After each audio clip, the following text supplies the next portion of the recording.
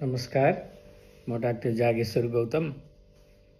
आज म यहाँहरूलाई चाहिँ गर्भवती भइसकेपछि के समस्या पर्न सक्छन्, ती समस्याको निराकरण चाहिँ कसरी गर्नुपर्छ भन्ने बारेमा भन्न गइरहेको छु।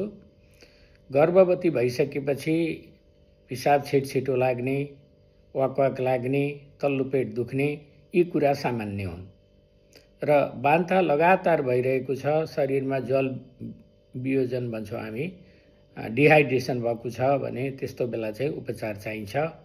पेट साह्रै दुख्ने भएको छ, सहन नसक्ने भएछ भने उपचार चाहिन्छ। र भमिटिङको लागि चाहिँ औषधिहरू आजकल चाहिँ प्रेग्नेन्सीमा सेफ खालको औषधि दिन सकिन्छ, त्यसले कम हुन्छ। साह्रै नै धेरै चाहिँ डिहाइड्रेसन भएको छ भने सलाइन पानी लगाएर रिहाइड्रेट गर्नुपर्छ। र अर्को भनेको अर्ली प्रेग्नेन्सीमा हुने समस्या भनेको तल्लो पेट दुख्ने हो। यसमा चाहिँ 100 जना महिलाले पेट बोक्दाखेरि 1 जनामा चाहिँ एक्टोपिक प्रेग्नेन्सी हुन सक्छ। पाठेघरभन्दा बाहिर बच्चा बस्न सक्छ र त्यो सबभन्दा धेरै भनेको नलीमा हुन्छ, कहिलेकाहीँ डिम्बाशयमा हुन्छ, कहिले पेटमा हुन्छ, कहिले चाहिँ सर्भाइकल प्रेग्नेन्सी भन्छौँ हामी, त्यो चाहिँ पाठेघरको मुखतिर हुन सक्छ। र अर्को चाहिँ प्रिभियस सिजेरियन सेक्सन छ, पहिला अपरेसन छ भने त्यसमा चाहिँ सिजेरियन स्कार प्रेग्नेन्सी भन्छौँ, त्यो पनि एक्टोपिक प्रेग्नेन्सी हो। त्यसभन्दा पछि हुने समस्या भनेको ब्लिडिङ हुन सक्छ। ब्लिडिङ चाहिँ मुख्यतया 3 कारणले हुन्छ। एउटा चाहिँ गर्भपतन मिसक्यारेज हुन थाल्यो भने, दोस्रो चाहिँ मोलर प्रेग्नेन्सी भयो भने, तेस्रो चाहिँ एक्टोपिक प्रेग्नेन्सी भयो भने पनि। र कहिलेकाहीँ पाठेघरमा मासु पलाएको छ भने, पाठेघरको मुखमा चाहिँ पोलिप छ भने, अथवा अलि एडभान्स एज छ भने, कसैको क्यान्सर छ भने ब्लिडिङ हुन सक्छ। र अर्ली प्रेग्नेन्सी ब्लिडिङ भयो भने एबोर्सनको चान्स अलि बढ्ता हुन्छ र बच्चा नबढ्ने चान्स, बच्चा सानो हुने चान्स अलि धेरै हुन्छ। र मोलर प्रेग्नेन्सी भनेको चाहिँ प्रेग्नेन्सी होइन, प्रेग्नेन्सी टेस्ट पोजिटिभ आउँछ, अल्ट्रासाउन्ड गर्दा प्रेग्नेन्सी नभइकन अङ्गुरको जुप्पा जस्तो बसेको हुन्छ र यसको उपचार गर्ने विधि फरक छ। र अर्को कुरा भनेको चाहिँ 12-13 हप्तामा जुन हामीले एन्टी स्क्यान गर्छौँ त्यति बेला चाहिँ कन्जेनाइटल एनोम्याली देखिन सक्छ। जुन कुरा लेथल खालको हो भने हामीले त्यो प्रेग्नेन्सीलाई टर्मिनेट गर्नुपर्छ। र साधारणतया 20 हप्तापछि चाहिँ हुने समस्याहरूमा प्रिक्लेम्सिया भन्छौँ हामी, प्रेसर बढ्ने। अर्को चाहिँ प्रेग्नेन्सीमा चाहिँ सुगरको मात्रा बढ्ने, हामी जेस्टेसनल डायबिटिज भन्छौँ। यो चाहिँ जेस्टेसनल डायबिटिज मेलाइटस पनि एउटा समस्या हो। अर्को भनेको लिभर इन्जाइमहरू बढेर शरीर धेरै चिलाउने हुन सक्छ। र सेकेन्ड ट्राइमेस्टर पछि चाहिँ हुने समस्या भनेको प्रेसर बढ्ने, माल प्रेजेन्टेसन, माल पोजिसन, बच्चा उल्टो तेर्सो बस्ने, साल तल बसेर ब्लिडिङ हुने, यस्तो हुन सक्छ। र कसैमा चाहिँ बच्चा नबढ्ने, बच्चा सानो हुने, सानो हुँदा कहिलेकाहीँ पेटभित्रै बच्चा बिग्रिने पनि डर हुन्छ। यो कुराहरू हेर्नको लागि चाहिँ हामीले अल्ट्रासाउन्ड गरेर साल कहाँ बसेको छ, हैन, साल तल बसेको छ कि ठिकै ठाउँमा बसेको छ।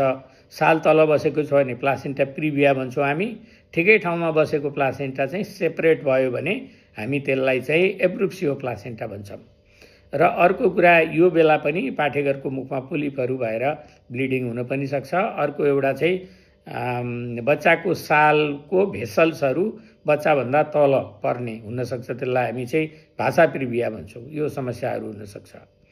र प्रेसर बढ्ने समस्या चाहिँ पनि लेट प्रेग्नेन्सीमा पनि हुनसक्छ।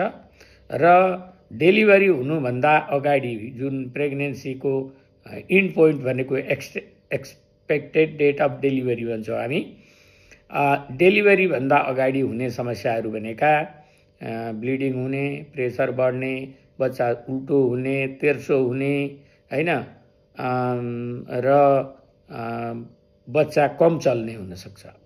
र के कुरामा चाहिँ ध्यान दिनुपर्छ भने प्रेग्नेन्सीमा कहिल्यै पनि रगत बग्यो भने, पिसाब जस्तो पानी छल्ल बग्यो भने, बच्चा दिनभरिमा 10 चोटिभन्दा कम चल्यो भने, अथवा पेट हेर्दाखेरि पनि बच्चा अलि नबढेको जस्तो देखियो भने, पेटको चाहिँ आकार प्रकार चाहिँ अलि एबनर्मल देखियो भने, यस्तो भनेको प्रेग्नेन्सीका समस्याहरू हुन्। र यसलाई चाहिँ कसरी निराकरण गर्न सकिन्छ? ब्लिडिङ भएको त आँखाले देखिन्छ, पानी बगेको पनि आँखाले देखिन्छ, शङ्का लाग्यो भने स्वास्थ्य संस्थामा अस्पतालमा जानुपर्छ। माल पोजिसन प्रेजेन्टेसन यस्तो छ, उल्टो तेर्सो यस्तो छ भने अल्ट्रासाउन्डबाट देखिन्छ, जाँचेर हेर्दा पनि कति कुरा थाहा हुन्छ।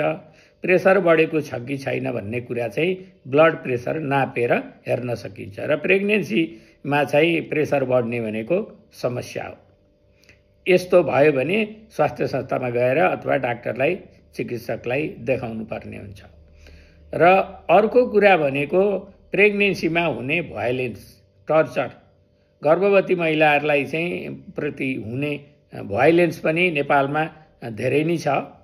पिटपाट गर्ने, मेन्टल टर्चर दिने, हैन, यस्तो कुराहरू, अथवा सेक्सुअल एब्युज गर्ने, त्यस्तो पनि प्रेग्नेन्सीमा चाहिँ भएको पाइन्छ। र यसलाई कम गर्नलाई चाहिँ श्रीमानको, परिवारको, समाजको सबैको रोल हुन्छ। र अर्को ठुलो समस्या भनेको डेलिभरीको बेला चाहिँ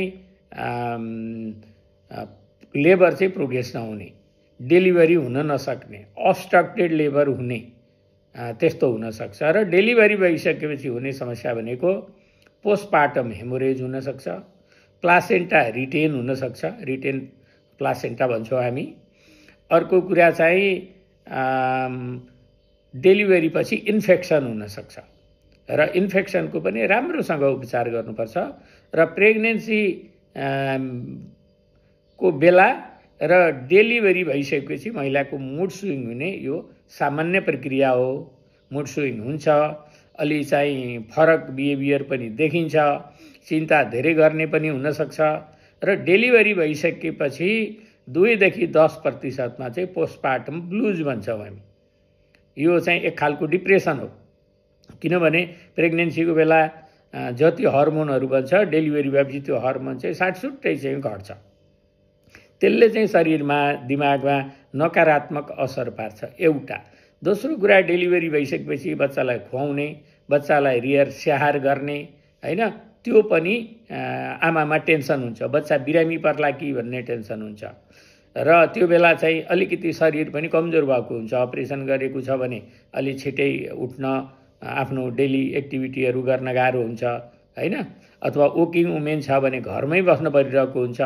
यी आदि इत्यादि कुराले गर्दा चाहिँ पोस्टपार्टम डिप्रेसनको चान्स पनि बढी हुन्छ, जसलाई हामी पोस्टपार्टम ब्लुज भन्छौँ। कसैमा त बच्चै नचिन्ने अनि बच्चा फ्यालिदिने पनि, त्यस्तो पनि सम्भावना हुन्छ।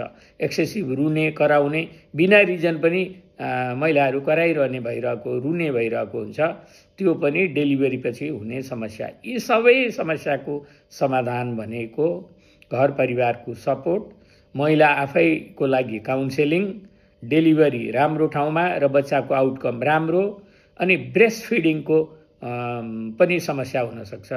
ब्रेस्ट गानिने, सुनिने, इन्फेक्सन हुनसक्छ। र डेलिभरी पछि अर्को हुने समस्या भनेको पिसाबको इन्फेक्सन। यी चाहिँ कुराहरू डेलिभरी पछि हुन्छन्। र यी सबै कुरा म्यानेज गर्नको लागि चाहिँ राम्रो खालको एन्टिनेटल केयर, राम्रो खालको इन्टरनेटल केयर, डेलिभरी र पोस्टनेटल केयर दिन जरुरी छ। र कुनै पनि महिलाको डेलिभरी भइसकेपछि काउन्सिलिङ गर्दा बच्चालाई ब्रेस्ट फिडिङ गर्नेको साथसाथै उहाँलाई कसरी केयर गर्नुपर्छ भन्ने सिकाउनुको साथसाथै 1.5 महिनापछि नै फेरि अर्को बच्चा बस्न सक्छ भनेर हामीले काउन्सेलिङ पनि गर्नुपर्ने हुन्छ। र अर्को प्रेग्नेन्सीको बारेमा पनि कति वर्षपछि बच्चा पाउन मिल्छ त्यो कुरा बताउनुपर्छ।